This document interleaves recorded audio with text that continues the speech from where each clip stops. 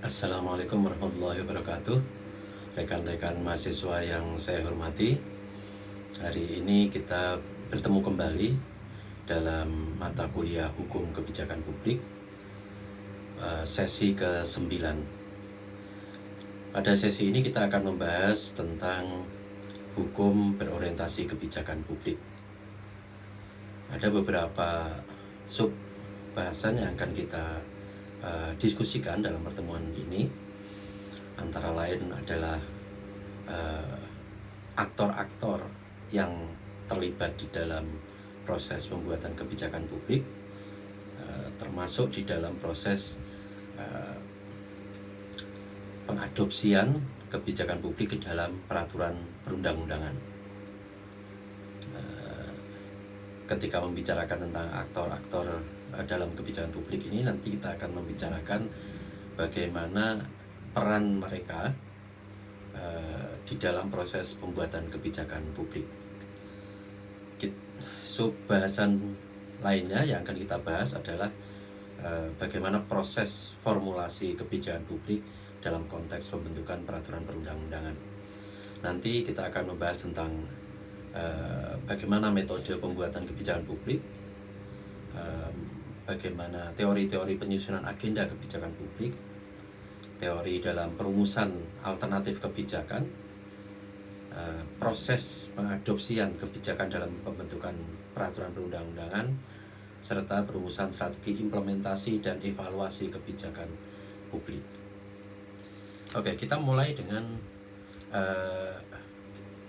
membahas tentang aktor-aktor di dalam proses pembuatan kebijakan publik. Di dalam proses pembuatan kebijakan publik itu melibatkan stakeholder yang cukup banyak, gitu ya, yang berbeda-beda kedudukan, fungsi maupun kepentingannya. Tetapi sebelum kita membahas terkait dengan aktor-aktor itu, ada baiknya kita menyegarkan kembali ingatan kita tentang urutan kebijakan publik. Jadi urutan proses pembuatan kebijakan publik. Kalau kita mengingat kembali alur proses pembuatan kebijakan publik, itu dimulai dari identifikasi masalah yang muncul di dalam masyarakat yang memerlukan intervensi negara untuk menyelesaikannya. Kenapa yang diperlukan itu adalah intervensi oleh negara atau oleh pemerintah? Karena kebijakan publik itu sebuah kebijakan yang diambil oleh negara atau penyelenggara negara, dalam hal ini pemerintah. Pemerintah tentunya dalam arti luas ya, bisa legislatif, eksekutif, dan yudikatif. Dari masalah yang muncul itu kemudian dikaji dan dirumuskan opsi-opsi penyelesaiannya. Terus kemudian dilakukan proses perumusan kebijakan. Dari rumusan kebijakan yang ditentukan, kemudian dibuatkan dasar hukumnya dalam bentuk peraturan sehingga bisa diimplementasikan. Dari alur proses semacam itu membutuhkan beberapa prasyarat, gitu ya. Membutuhkan beberapa kondisi agar proses pembuatan kebijakan publik itu dapat berlangsung dengan baik. Apa prasyaratnya? Yang pertama itu adalah kepercayaan akan kebaikan. Jadi dalam proses pembuatan kebijakan publik itu diperlukan adanya prasyarat berupa adanya asumsi atau persepsi di kalangan semua pihak bahwasanya kebijakan publik yang akan dibuat itu mengandung kebaikan, mengandung kebenaran. Jadi meskipun dalam prakteknya nanti tidak baik atau kurang baik, tetapi asumsi dasar di dalam proses pembuatan kebijakan itu memerlukan sebuah persepsi di kalangan masyarakat bahwa kebijakan publik itu akan selalu memiliki tujuan untuk mewujudkan kebaikan. Jadi itu prasyarat pertama, adanya kepercayaan akan kebaikan di dalam kebijakan publik. Tanpa adanya kepercayaan itu, maka kebijakan publik itu bahkan sebelum dibuat pun pasti nanti akan ditolak. Masyarakat akan resisten atau akan tidak dapat menerima kebijakan publik itu. Ini selaras dengan asas di dalam hukum tata usaha negara ya, hukum administrasi negara, bahwasanya kebijakan atau tindakan pemerintah itu dianggap benar kecuali dapat dibuktikan sebaliknya. Kebijakan atau tindakan pemerintah itu dianggap baik kecuali dapat dibuktikan sebaliknya. Itu pada dasarnya sebuah asumsi tentang kebaikan sebuah kebijakan itu. Jadi itu prasyarat pertama. Prasyarat yang kedua, kebijakan publik itu membutuhkan adanya asumsi tentang nilai dan norma-norma yang dijunjung tinggi dalam proses pembuatan kebijakan publik. Jadi di dalam proses pembuatan kebijakan publik itu seluruh stakeholder yang terlibat dalam pembuatan kebijakan publik itu memahami dan menjunjung tinggi, memiliki komitmen untuk menegakkan, untuk mengikuti nilai-nilai dan norma-norma yang berlaku. Jadi tanpa adanya komitmen itu, maka kebijakan publik yang akan dibuat nanti akan tidak dapat memenuhi asumsi kebaikan yang saya sebutkan sebelumnya tadi. Yang ketiga, asumsi dalam proses pembuatan kebijakan publik itu adalah bahwasanya proses pembuatan kebijakan publik itu akan melibatkan institusi-institusi politik, penyelenggara negara terutama. Itu yang disebut dengan institusional politik. Jadi proses pembuatan kebijakan publik itu melibatkan peran dari lembaga-lembaga negara yang memiliki kewenangan untuk membuat kebijakan publik. Asumsi berikutnya adalah bahwasannya pembuatan kebijakan publik itu merupakan sebuah proses politik. Jadi meskipun tahapan dalam pembuatan kebijakan publik itu merupakan tahapan-tahapan teknokratis, tahapan-tahapan yang diatur sedemikian rupa, melibatkan beberapa stakeholder, tetapi bagaimanapun proses yang mengiringi dalam pembuatan kebijakan publik itu merupakan proses politik, proses yang melibatkan peran dari lembaga-lembaga politik, termasuk diantaranya atau terutama adalah lembaga legislatif yang merupakan lembaga perwakilan dari organisasi-organisasi politik, dan juga eksekutif dalam hal ini presiden maupun kepala daerah yang merupakan jabatan politik. Karena pembuatan kebijakan publik itu merupakan sebuah proses politik, maka tidak dapat dihindari bahwa di dalam proses pembuatan kebijakan publik itu pertimbangan dan kepentingan politik itu akan mewarnai proses negosiasi, proses tawar-menawar yang terjadi dalam perumusan kebijakan publik.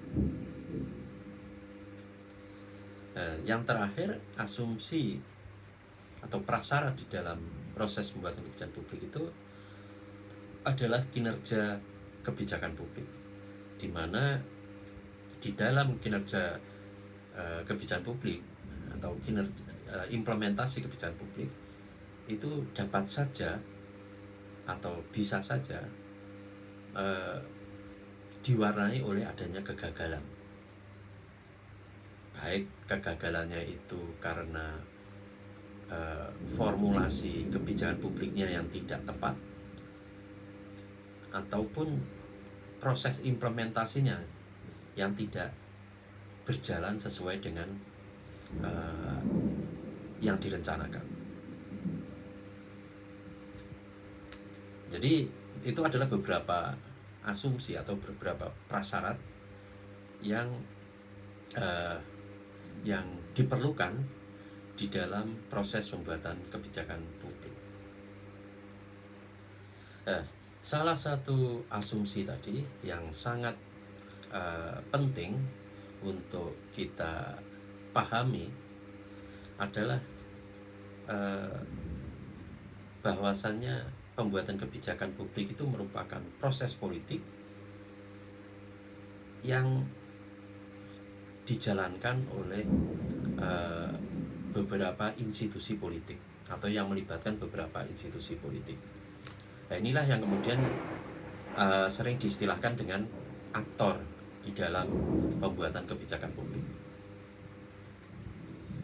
atau pihak-pihak yang terlibat di dalam pembuatan kebijakan publik.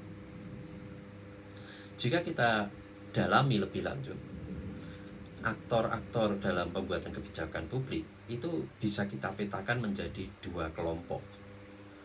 Jadi yang pertama adalah aktor resmi, yang kedua adalah aktor tidak resmi. Siapa aktor-aktor resmi di dalam pembuatan kebijakan publik? Yaitu aktor atau lembaga yang dalam konteks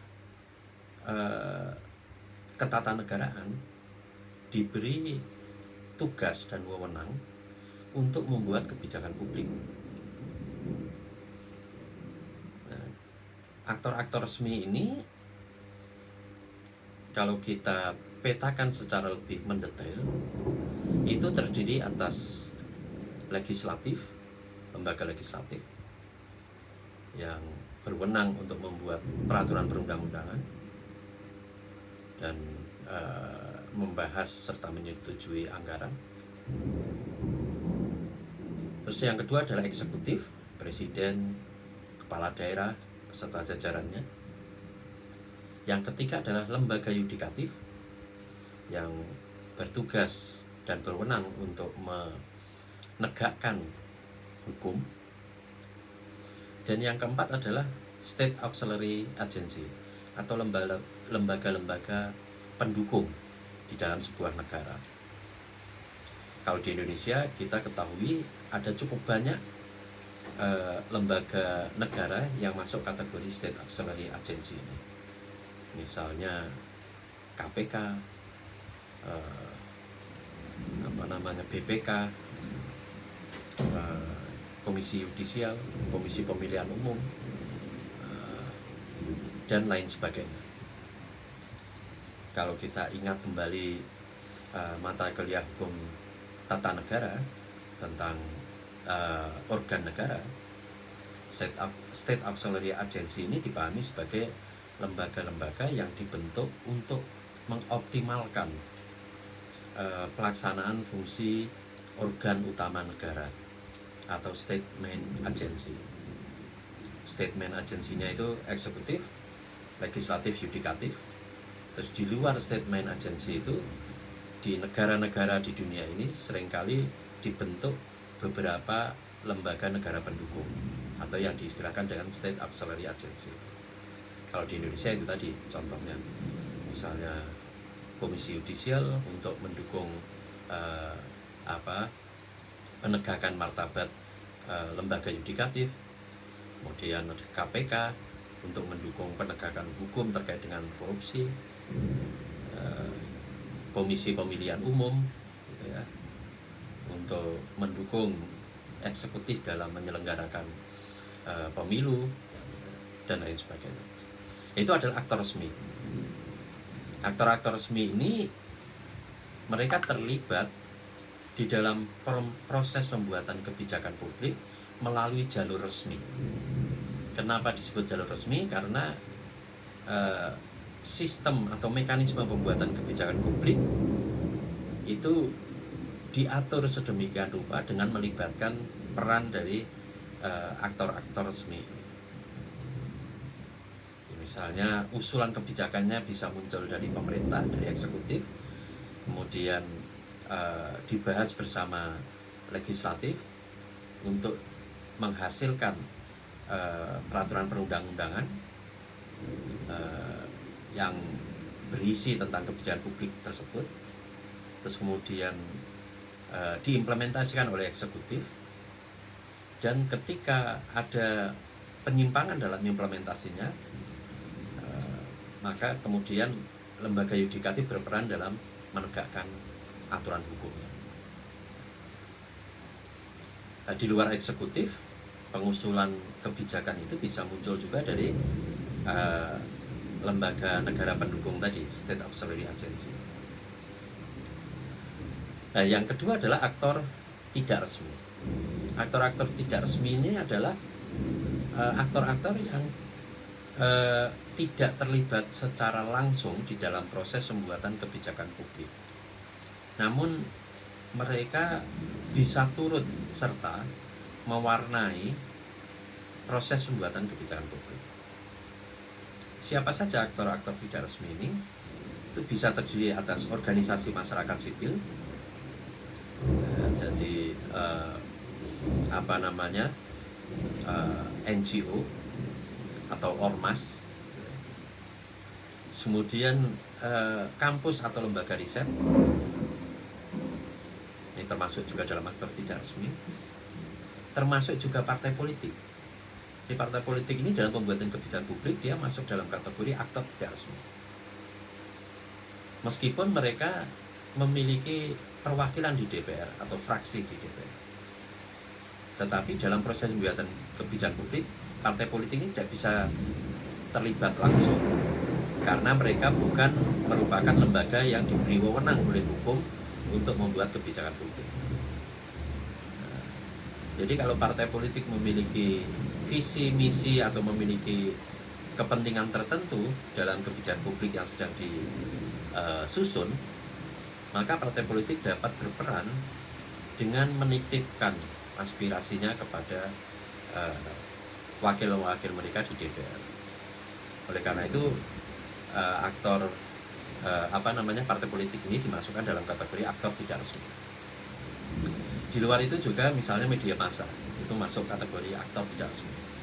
Media massa itu melalui biasanya ada fitur tajuk rencana ya, pendapat redaksi, itu bisa memberikan pandangan-pandangan mereka terhadap rencana kebijakan tertentu yang akan diambil oleh pemerintah. Termasuk aktor tidak resmi juga adalah kelompok bisnis. Kelompok bisnis ini pengusaha, asosiasi pengusaha, gitu ya, yang seringkali memiliki kepentingan atau berpotensi terkena dampak dari kebijakan publik yang akan ditetapkan. Dan yang terakhir itu adalah organisasi internasional. Ini juga bisa masuk dalam kategori aktor tidak resmi. Organisasi internasional ini bisa terdiri dari lembaga internasional seperti PBB, Bank Dunia, IMF, maupun organisasi kelompok kepentingan internasional. Misalnya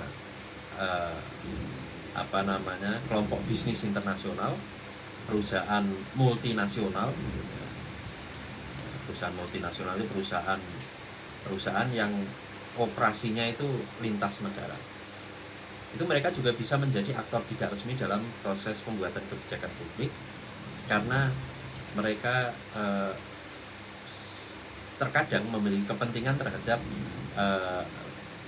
rencana kebijakan publik yang akan dibuat. Aktor-aktor tidak resmi ini dapat melibatkan diri dalam proses pembuatan kebijakan publik, tetapi melalui jalur yang tidak resmi, tidak formal. Maksudnya jalur tidak formal itu ya mereka tidak bisa melibatkan diri dalam membahas dan mengambil keputusan, tetapi mereka dapat melibatkan diri dalam mempengaruhi prosesnya. Misalnya mereka dapat memberikan masukan dalam bentuk hasil kajian, hasil riset. Mereka dapat memberikan masukan dalam bentuk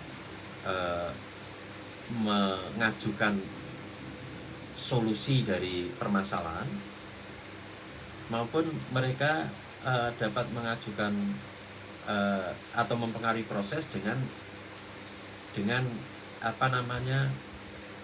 trading of influence, memperdagangkan pengaruh. Nah, ini seringkali trading of influence ini menjadi cara untuk mempengaruhi kebijakan yang dilakukan oleh lembaga-lembaga internasional. Nah, masing-masing aktor ini memiliki misi atau mandat yang resmi, tapi bisa juga memiliki interest pribadi. Aktor resmi, legislatif, eksekutif, yudikatif, state auxiliary agency, ini memiliki misi resmi sesuai dengan tugas dan wewenang masing-masing yang diatur dalam undang-undang. Tetapi di sisi lain, secara personal, orang-orang yang ada di eksekutif, legislatif, yudikatif, state auxiliary agency ini dapat juga atau sangat terbuka kemungkinan mereka memiliki personal interest. Mereka memiliki kepentingan pribadi yang terselip atau yang berada di balik rencana kebijakan tertentu yang akan dibuat. Ini sangat terbuka kemungkinan. Demikian juga di kalangan aktor tidak resmi. Jadi selalu ada misi resmi dan personal interest.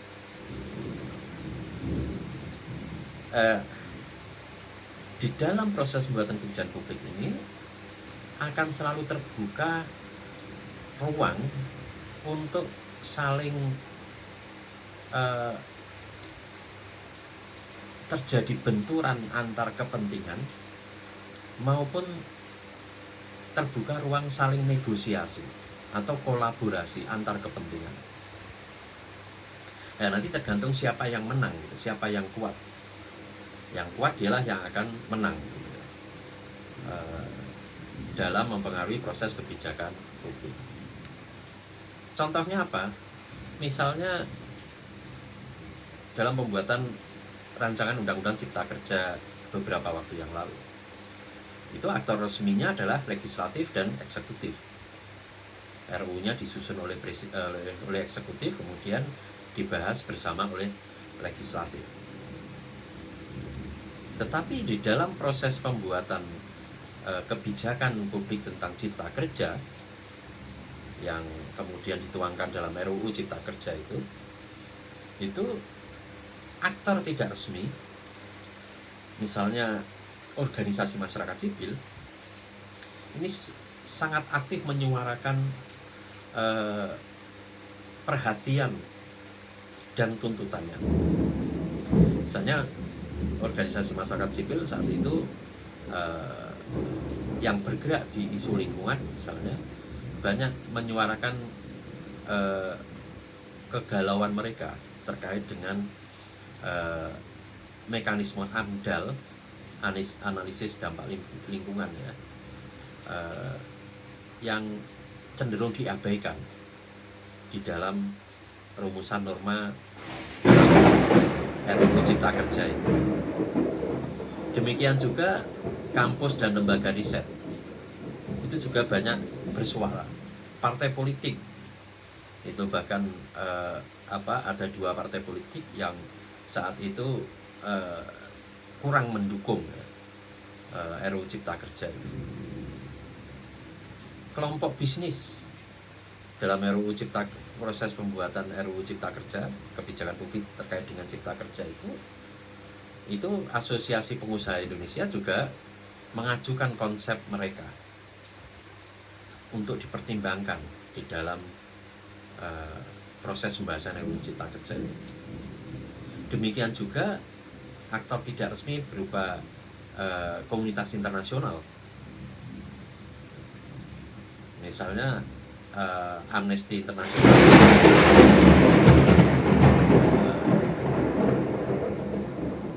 Amnesty International, sebuah NGO atau sebuah LSM internasional saat itu menyampaikan concern mereka terkait dengan kecenderungan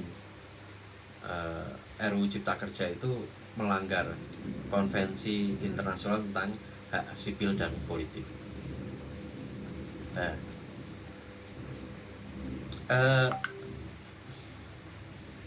Pembuatan kebijakan tentang Cipta Kerja itu menunjukkan bagaimana peta aktor yang terlibat itu mereka saling saling bertarung untuk memenangkan misi dan interest mereka. Jadi dari situ kita bisa lihat bahwasannya proses pembuatan kebijakan publik itu melibatkan banyak aktor, baik resmi atau tidak resmi, dan itu merupakan proses politik di mana di dalamnya terjadi negosiasi, terjadi pertarungan, dan terjadi juga kompromi politik di antara para aktor. Nah, peran aktor di dalam proses pembuatan kebijakan publik ini memang didominasi oleh aktor resmi. Jadi kalau kita hubungkan peta peran aktor dengan alur proses pembuatan kebijakan publik, itu aktor resmi, eksekutif, legislatif, dan yudikatif itu berperan sangat dominan, baik dalam proses identifikasi masalah kebijakan, penyusunan agenda, perumusan kebijakan, pengesahan kebijakan, implementasi kebijakan, dan evaluasi kebijakan. Itu di ke-6 tahapan ini aktor resmi itu berperan sangat dominan. Dalam identifikasi masalah kebijakan itu peran aktor resmi eksekutif itu sangat dominan, meskipun terkadang legislatif maupun aktor tidak resmi seperti kampus, lembaga riset, kelompok bisnis itu kadang-kadang terlibat juga atau berperan juga, tapi perannya sangat kecil dan jarang. Mayoritas itu eksekutif yang berperan di dalam proses identifikasi masalah kebijakan. Demikian juga dalam penyusunan agenda. Dalam penyusunan agenda ini mayoritas yang berperan adalah eksekutif. Sedangkan dalam perumusan kebijakan dan pengesahan kebijakan itu aktor yang berperan dominan adalah legislatif dan eksekutif. Meskipun dalam prosesnya bisa melibatkan kampus, kelompok bisnis, NGO maupun internasional communities atau komunitas internasional melalui forum rapat dengar pendapat dan lain sebagainya. Sedangkan dalam implementasi kebijakan itu jelas pemain tunggalnya adalah eksekutif. Tapi dalam kasus tertentu jika terjadi penyimpangan, maka yudikatif juga berperan. Sedangkan dalam evaluasi kebijakan itu yang aktor yang berperan, aktor resminya adalah legislatif. Tapi aktor tidak resmi kadang-kadang lembaga riset, kampus, kelompok bisnis, komunitas internasional itu juga turut berperan dalam evaluasi kebijakan.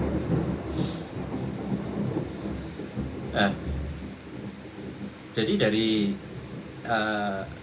penjelasan tersebut dapat ditarik kesimpulan bahwasannya proses pembuatan kebijakan publik itu merupakan sebuah proses politik yang melibatkan aktor-aktor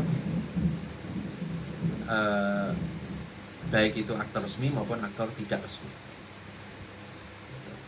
dan seluruh aktor ini memiliki misi dan personal interest yang kadang-kadang tidak, terutama personal interestnya itu kadang-kadang tidak nampak secara kasat mata. Jadi sangat sulit untuk mengidentifikasi, tetapi jika ditelisik secara mendalam, personal interest ini akan dapat diidentifikasi. Jadi sekali lagi, proses pembuatan kebijakan itu proses politik, artinya tidak bebas dari kepentingan.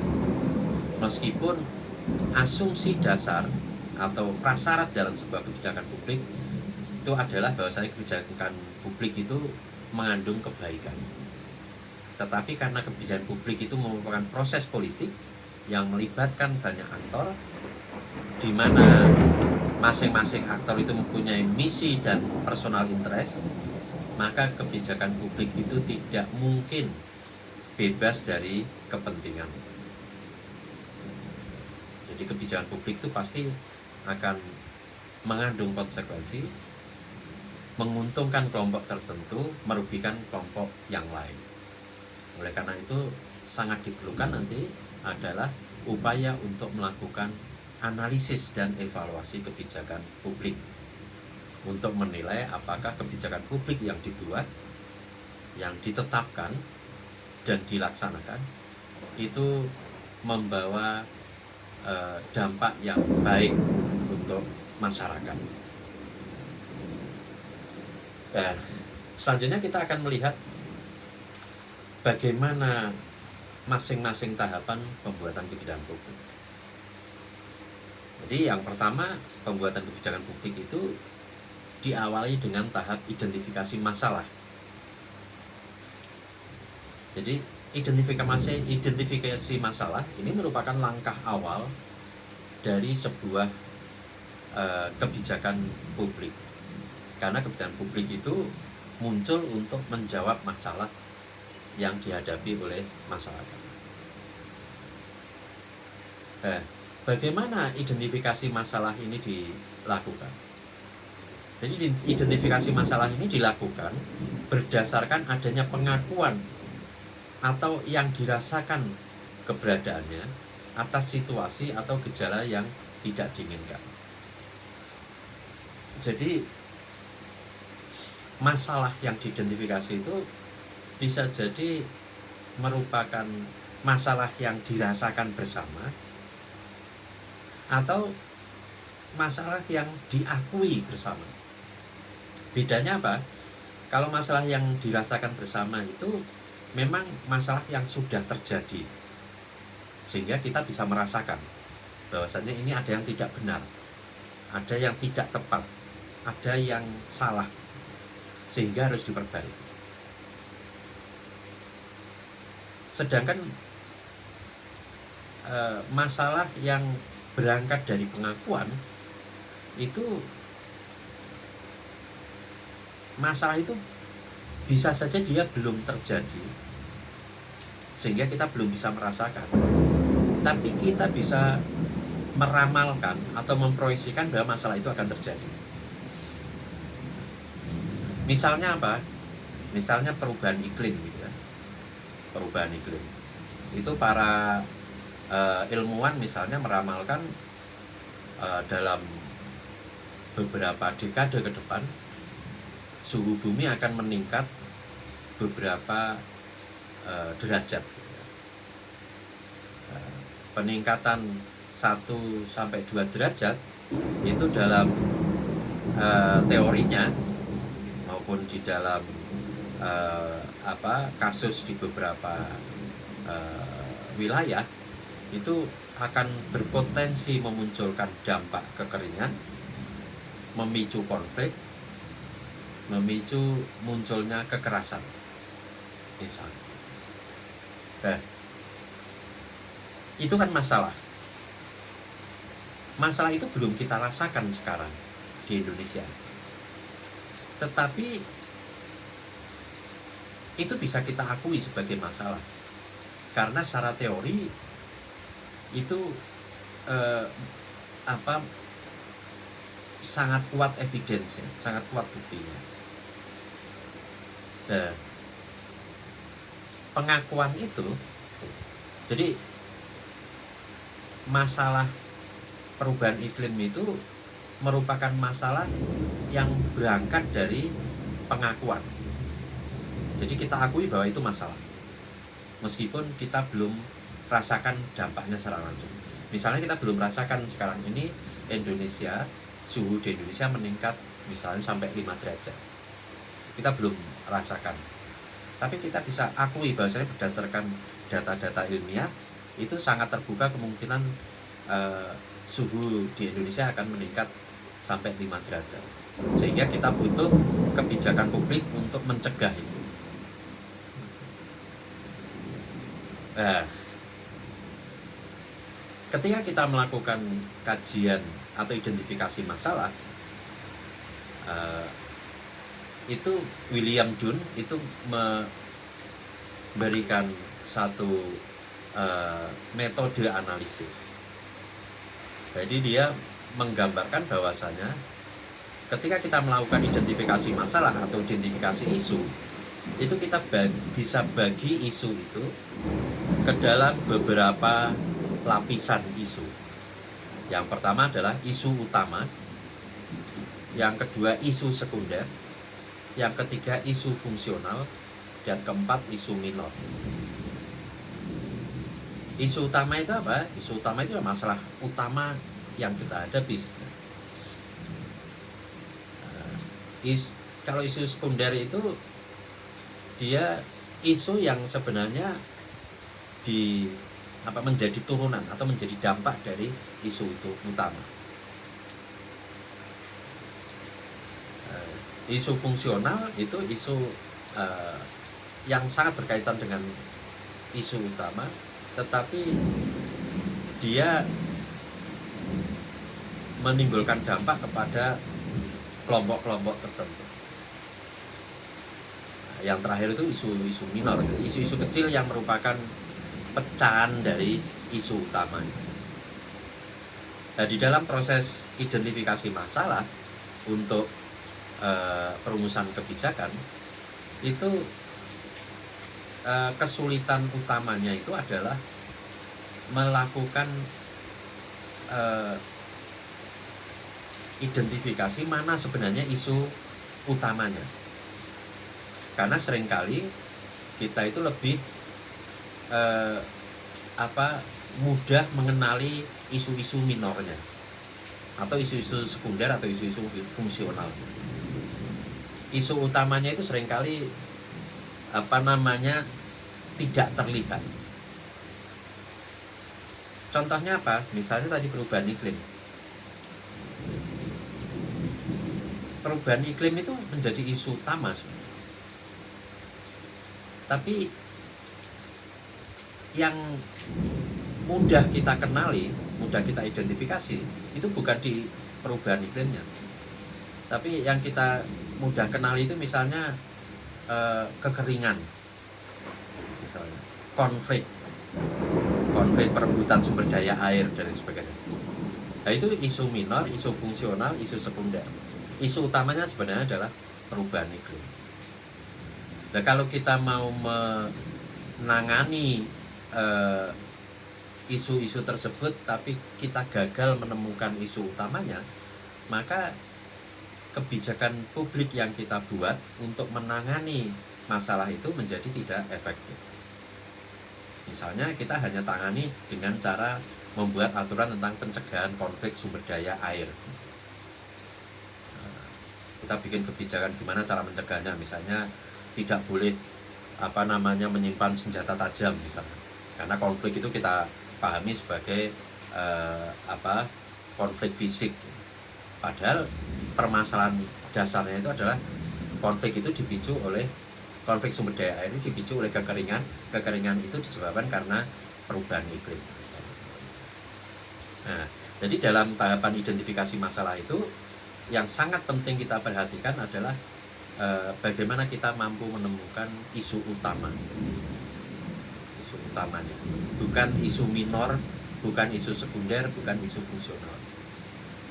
Meskipun isu minor, isu sekunder, isu fungsional itu tetap penting untuk kita identifikasi karena itu merupakan konsekuensi dari adanya isu utamanya. Tapi yang lebih penting harus kita identifikasi adalah apa isu utamanya, sehingga kita tidak salah dalam merumuskan opsi kebijakan sebagai solusi.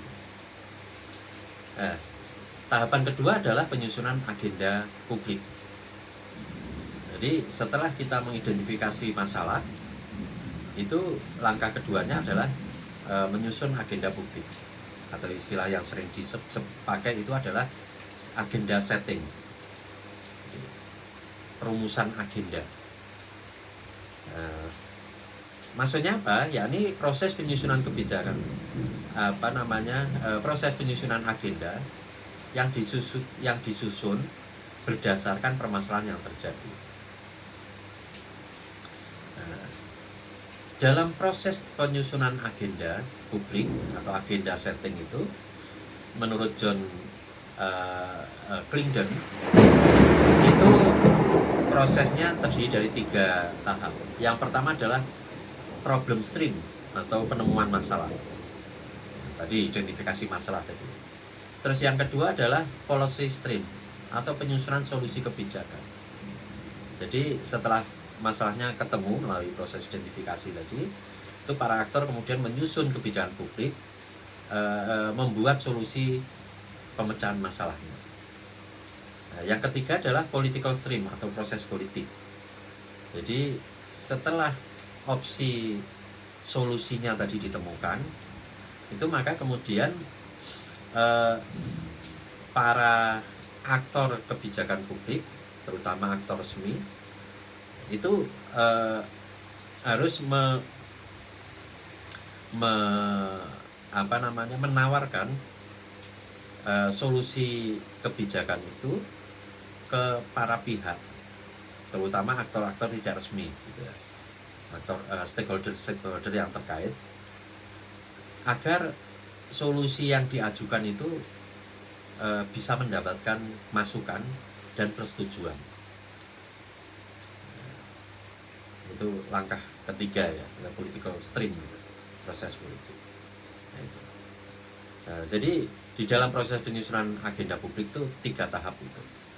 Jadi yang pertama adalah problem stream, identifikasi masalah, policy stream, penyusunan solusi, opsi solusi, dan yang ketiga adalah political stream, proses politik untuk menawarkan solusi tadi ke stakeholder kebijakan publik untuk mendapatkan feedback, masukan, tanggapan, dan persetujuan. Langkah ketiga adalah perumusan kebijakan.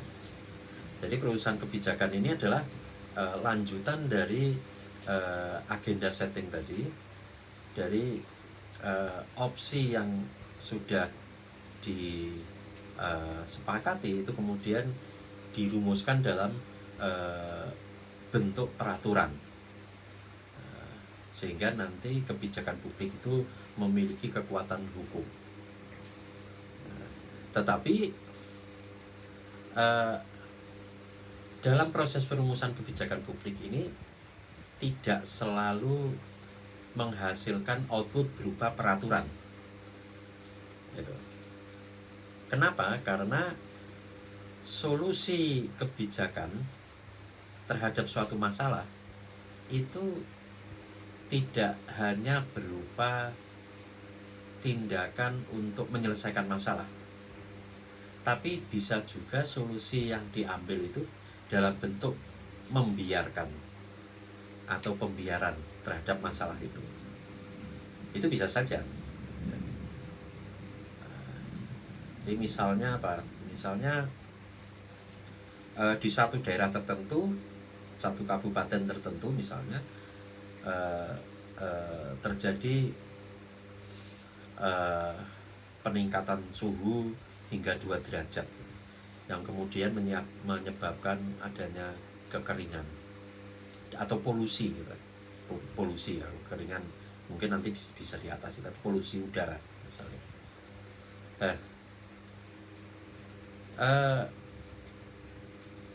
Pemerintah daerah tersebut bisa saja mengambil kebijakan publik dalam bentuk tidak melakukan apapun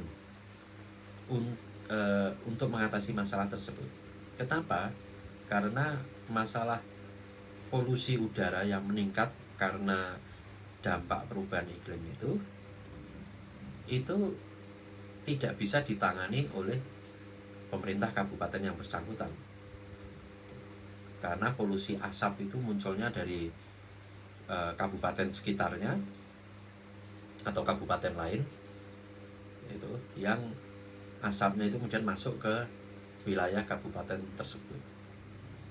Jadi akhirnya pemerintah kabupaten itu hanya membiarkan saja. Yaitu solusi kebijakan dalam bentuk pembiaran. Contohnya semacam itu. Jika solusi kebijakannya itu dalam bentuk pembiaran, maka kebijakan publiknya tidak dapat diwujudkan dalam bentuk peraturan perundang-undangan. Tetapi jika rumusan opsi kebijakannya itu dalam bentuk tindakan untuk melakukan sesuatu, maka itu akan memerlukan perumusan kebijakan dalam bentuk peraturan perundang-undangan.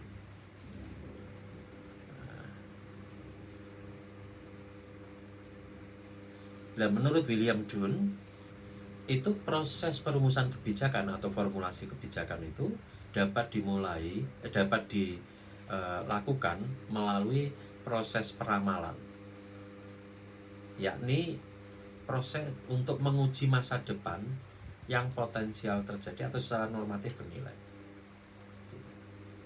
Jadi misalnya tadi itu contoh ya, potensi dampak perubahan iklim itu kan bisa diramalkan. Kalau kondisi lingkungannya tidak berubah, maka dalam 10 tahun mendatang itu dampak perubahan iklim itu akan menyebabkan kekeringan meluas, misalnya air tanah akan menurun, misalnya jumlah stok air tanah akan menurun dan lain sebagainya. Itu peramalan, proses peramalan. Jadi dalam proses peramalan itu, tapi peramalannya mestinya peramalan yang saintifik ya, peramalan yang ilmiah, bukan peramalan yang tanpa bukti ya. Nah, yang kedua adalah mengestimasi atau membuat perkiraan akibat dari kebijakan yang diusulkan. Jadi formulasi kebijakan yang kedua itu dilakukan melalui estimasi akibat, estimasi dampak dari kebijakan. Jadi kalau misalnya pemerintah mau mengambil tindakan tertentu, itu ekonomi cost-nya berapa, political cost-nya berapa, jadi ongkos politiknya berapa, dampak ekonominya seberapa, dan lain sebagainya. Yang ketiga adalah mengestimasi kelayakan politik. Jadi kira-kira dengan kebijakan semacam ini dukungan politik dari para aktor itu seberapa, oposisinya berapa, dan lain sebagainya. Nah, bagaimana model-model perumusan dalam kebijakan publik? Jadi ketika kebijakan publik itu sudah akan dikonversi menjadi peraturan perundang-undangan, itu ada beberapa model yang sering dipraktekkan. Yang pertama adalah model institusional. Model institusional itu yakni dalam perumusan kebijakan publik menjadi peraturan perundang-undangan, menjadi produk hukum, itu dilaksanakan oleh lembaga-lembaga pemerintah. Jadi model institusional. Jadi yang menyusun, membahas dan mengesahkan ya lembaga-lembaga pemerintah, legislatif dan eksekutif. Jadi tidak perlu melibatkan yang lain. Yang terlibat hanya lembaga yang berwenang. Terus yang kedua adalah model elit massa. Model elit massa. Apa itu model elit massa? Jadi dalam proses pembuatan kebijakan publik itu di samping yang terlibat itu adalah lembaga-lembaga pemerintah, lembaga-lembaga formal, tapi pada dasarnya lembaga-lembaga itu pun hanya disetir oleh sekelompok kecil elit. Yang lain itu dianggap massa yang tidak perlu terlibat. Nah, jadi lembaga-lembaga resmi tadi yang sebenarnya adalah wakil rakyat, mereka lebih memposisikan diri sebagai elit, bukannya sebagai abdi, sebagai pelayan masyarakat. Nah, oleh karena itu, maka dalam model elit massa ini seringkali dalam proses pembuatan kebijakan publiknya, kepentingan elitnya yang diutamakan, kepentingan elitnya yang lebih dominan di dalam kebijakan publik yang akan dibuat. Nah, ini bisa dengan mudah kita lihat ya dalam prakteknya di Indonesia ya, model institusional dan model elit massa ini.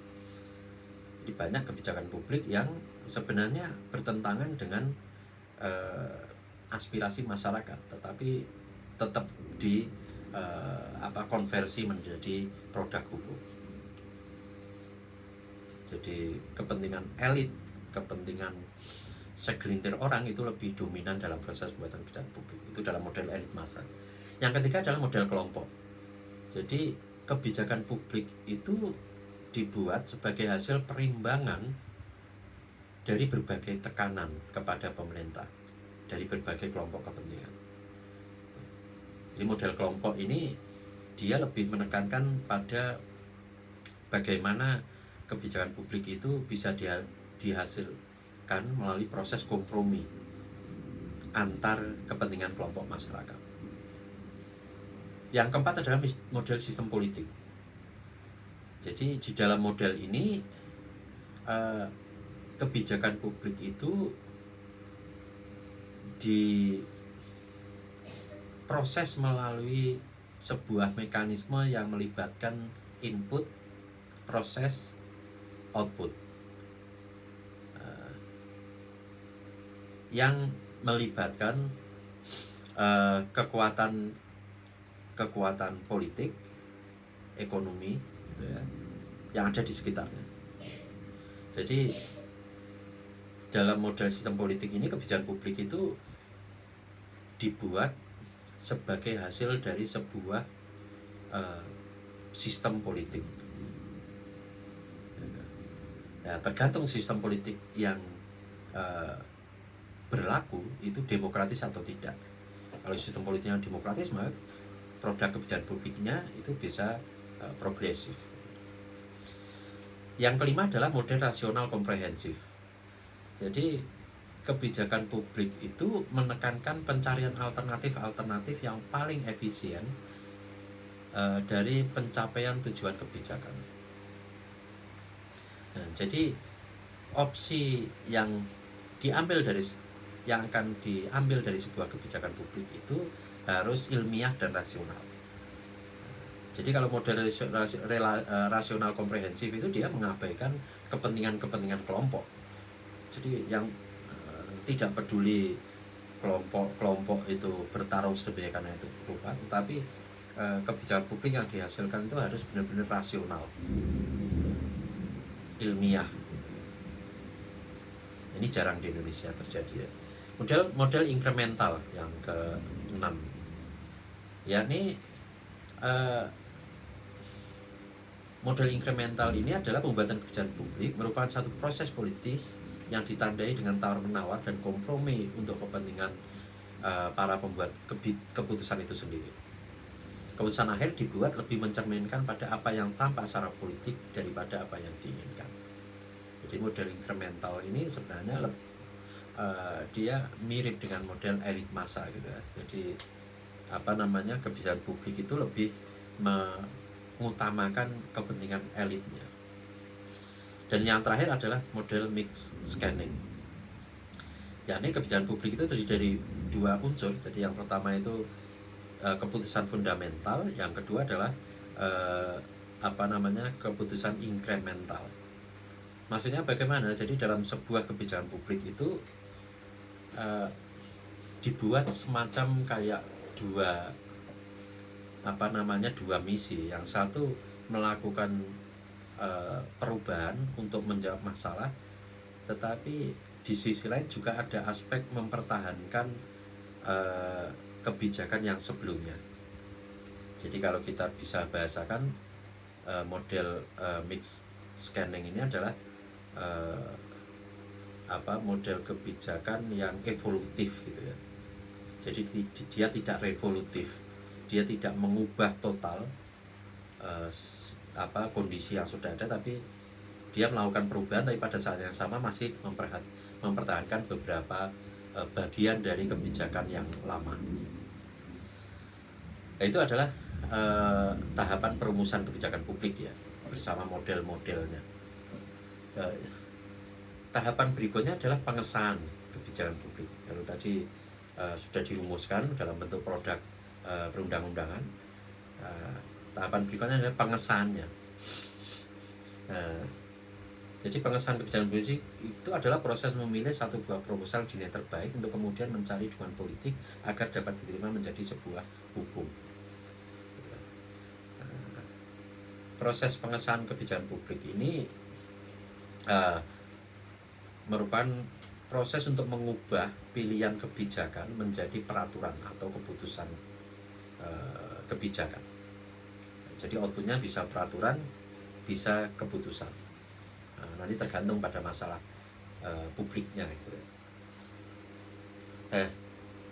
Kalau kita merujuk pada pendapatnya Anderson, itu pengesahan kebijakan publik itu diawali dari persuasi, upaya untuk menjelaskan rencana kebijakan yang akan diambil kepada semua stakeholder. Yang kedua adalah proses bargaining, yakni proses di mana pemilik wewenang, jadi aktor resmi, itu melakukan bargaining dengan aktor tidak resmi agar atau melakukan bargaining juga dengan sesama aktor resmi. Misalnya di DPR itu antar anggota DPR melakukan bargaining, antara pemerintah dengan DPR melakukan bargaining, tawar-menawar, maupun juga tawar-menawar antara aktor resmi dengan aktor tidak resmi, dengan kelompok-kelompok masyarakat. Penetapan kebijakan dilakukan dalam bentuk produk hukum agar kebijakan tersebut memiliki kekuatan hukum yang mengikat, baik dalam bentuk peraturan seperti undang-undang, peraturan pemerintah dan sebagainya, maupun dalam bentuk keputusan.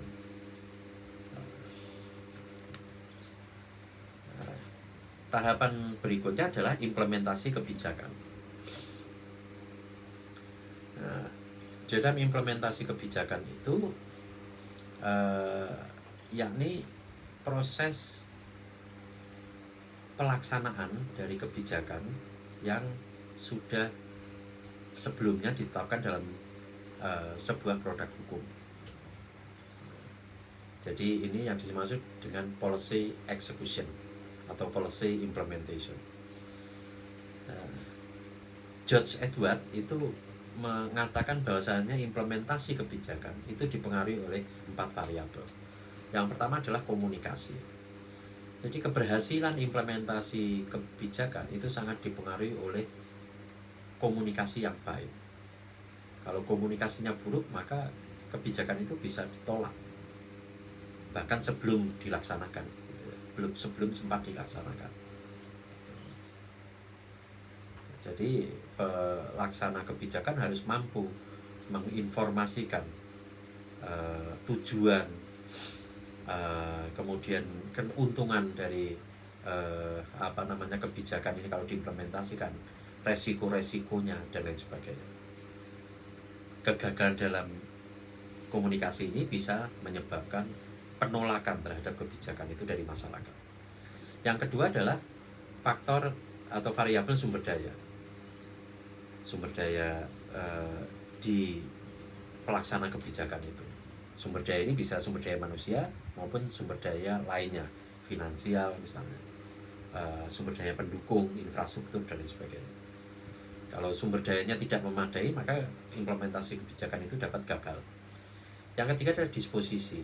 Disposisi itu adalah watak atau karakteristik yang dimiliki oleh implementer atau pelaksana kebijakan itu. Apakah wataknya dia watak abdi negara, watak negarawan, ataukah watak koruptif, watak manipulatif? Kalau watak pelaksana kebijakan itu koruptif, manipulatif, ya pasti akan gagal kebijakan. Yang keempat atau yang terakhir, faktor yang atau variabel yang mempengaruhi implementasi kebijakan itu adalah struktur birokrasi. Jadi apakah struktur birokrasi pelaksana kebijakan itu tepat, sesuai, dan efektif serta efisien dalam mengimplementasikan kebijakan itu. Nah, itu 4 variabel penentu implementasi kebijakan menurut George Edward. Sedangkan Grindel ini mengajukan teori berupa 2 variabel penentu keberhasilan implementasi kebijakan. Kalau tadi George Edward 4, yang Grindel ini 2. Yang pertama adalah isi kebijakan. Jadi menurut Grindel ini kalau isi kebijakannya buruk, ya pasti implementasinya akan buruk. Yang kedua adalah lingkungan, faktor lingkungan. Faktor lingkungan itu ya seperti yang disampaikan oleh George Edward tadi, sumber daya, struktur birokrasi, disposisi, dan komunikasi itu faktor lingkungan. Jadi kalau kita bandingkan antara Grindel dengan Edward ini, kalau Edward ini tidak mempertimbangkan isi kebijakan sebagai faktor yang mempengaruhi implementasi kebijakan, tetapi kalau Grindel ini memasukkan isi kebijakan itu sebagai salah satu faktor penentu keberhasilan kebijakan. Kalau isi kebijakannya buruk, ya implementasinya pasti juga akan gagal. Yang terakhir adalah evaluasi kebijakan. Jadi evaluasi kebijakan itu menurut William Dunn itu dapat disamakan dengan suatu penafsiran, penilaian, dan pemberian angka terhadap sebuah kebijakan. Jadi apakah kebijakan itu baik atau buruk, itu ditafsirkan dan dinilai, dan itu bisa dinilai dalam bentuk angka numerik gitu.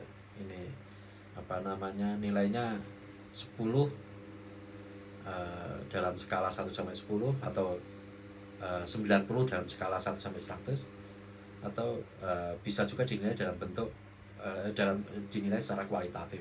Misalnya sangat baik atau sangat sukses atau gagal dan sebagainya. Nah, William Dunn mengajukan 6 kriteria evaluasi kebijakan itu. Jadi yang pertama itu kriterianya adalah efektivitas, apakah bagaimana tingkat keberhasilan kebijakan itu di dalam mengatasi masalah, efisiensi, bagaimana implementasi kebijakan itu bisa dilakukan secara efisien, dengan melibatkan seminimal mungkin modalitas gitu, atau sarana dan prasarana, kecukupan gitu ya, perataan atau pemerataan, responsibilitas dan ketepatan gitu. Nah, jadi itu adalah evaluasi kebijakan. Jadi dalam evaluasi kebijakan yang sering dikali dipakai adalah 6 ukuran William Dunn tadi itu. Nah, jadi demikian topik tentang hukum berorientasi kebijakan publik yang bisa saya sampaikan dalam kesempatan ini. Semoga bisa menambah pengetahuan rekan-rekan mahasiswa. Jika ada pertanyaan, silakan disampaikan di kolom komentar. Wallahul muwaffiq ila aqwamit thoriq. Assalamualaikum warahmatullahi wabarakatuh.